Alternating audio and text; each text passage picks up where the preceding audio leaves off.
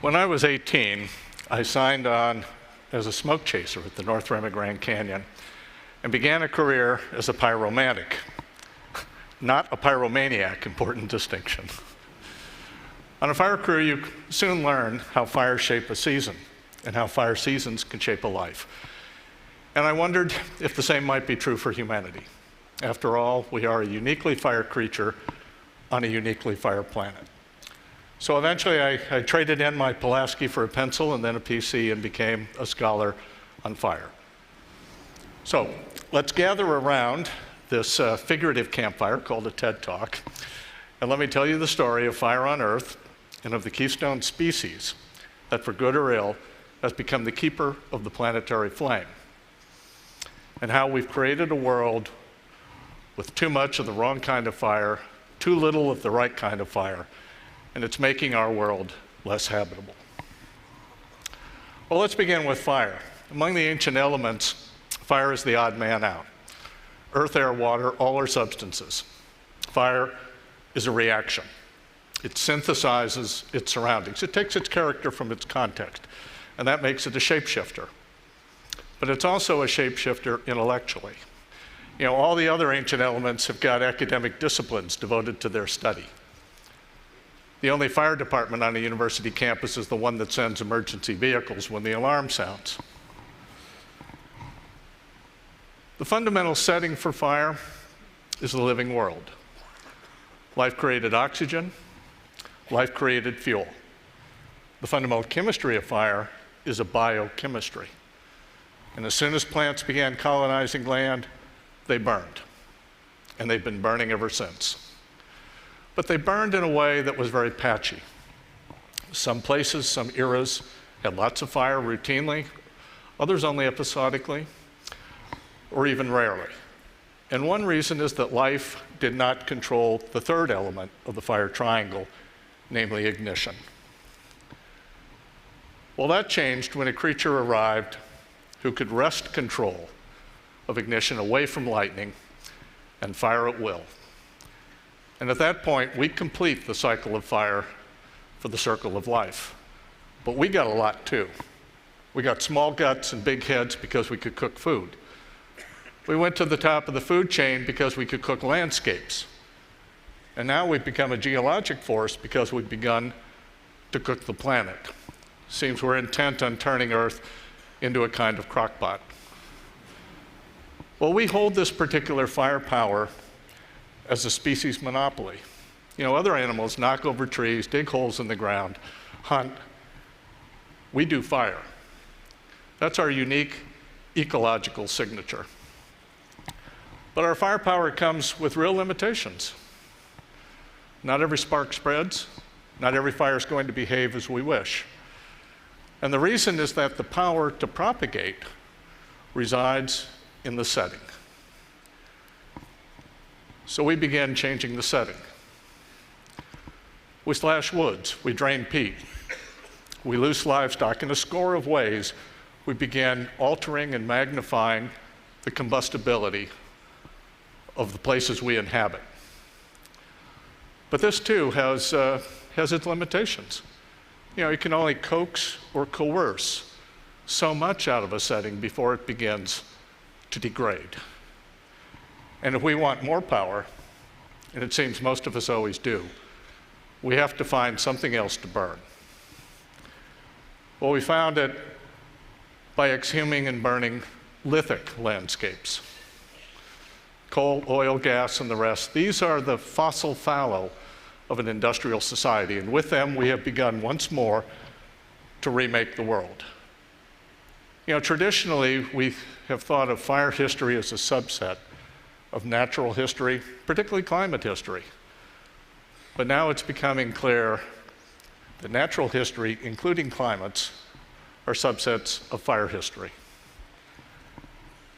This new combustion burns without the old ecological checks and balances. Burns day and night, winter and summer, through drought and deluge. For a long time, the human quest for fire obsessed over sources, finding enough stuff to burn. But now it's becoming a problem of sinks, the capacity of land, air, and the oceans to absorb all the byproducts of our burning. Well, when you begin industrializing, it's a huge phase change. And I'm going to call it the Pyrrhic transition by analogy to the better-known demographic transition. Because during this initial phase, there's a real ramping up of burning. There's a population explosion. And a lot of those fires are really nasty and damaging and abusive. But then, eventually, the new order begins to establish itself. By technological substitution and outright suppression, the population of fires plummets. Good fires as well as bad fires. It falls below replacement values. It can no longer do the ecological work required. So if the Pyrrhic transition begins with a kind of fire orgy, it tends to end with an ecological fire famine. Well, many nations looked across the spectrum of really wrecked landscapes and adopted a program of state-sponsored conservation to protect their remaining estates and, in many cases, colonial holdings from the ravages of axe and fire. This was a global project. It was pursued from the northern Rockies of the United States to the central provinces of India. Interesting index of the reach of these ideas. Rudyard Kipling wrote a sequel to the Jungle Books in which he describes what happens to Mowgli after he grows up. He joins the Indian Forest Service and fights against poaching, and you guessed it, fires.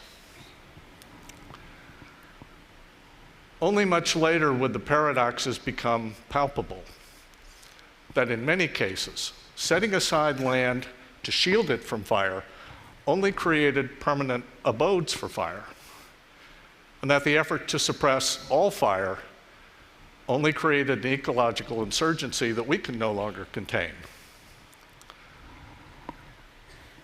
Well, this phase change runs like a terminator through Earth history and contemporary geography. Sub-Saharan Africa, awash with fires. Western Europe, ablaze with lights. Well, not all those lights are powered directly by industrial combustion, but you can bet industrial fire is somewhere fundamental in their chain of creation. And they all substitute for open flames. Or a finer grained, but more politically radical example, North Korea, distinctive by the absence of evening lights. But if you look at the daytime, equally distinctive by the concentration of open fires. So how does it work? Well, it's all around us. We don't even see it. Consider the setting we're now in. At one time, a building like this would be filled with working fires. Flames for lighting, heating, cooking, even entertainment. They're all gone. We might have an occasional symbolic or ceremonial or token flame, but otherwise it's gone. And yet, this space continues. It's always, fire is a kind of dark matter to be shaped by fire. The materials you're sitting on have all been tested for flammability. This room is equipped with automatic sprinklers and smoke detectors. The design of the seating and its capacity is determined aligned with the exits, all of which have special illuminated signs with their own autonomous power sources. So apart from those token or ceremonial flames, however, the only fire that might occur here is a wildfire. And that turns out to be a pretty apt metaphor for industrial landscapes generally. So, let me see if I can summarize this very brief history of a very big subject. For eons, natural fire prevailed, but it was lumpy in space and time. Then people come. We increase ignition by orders of magnitude, and we began rearranging landscapes to make them more combustible. The domain of fire expands vastly, and the pulses and patches are recoded.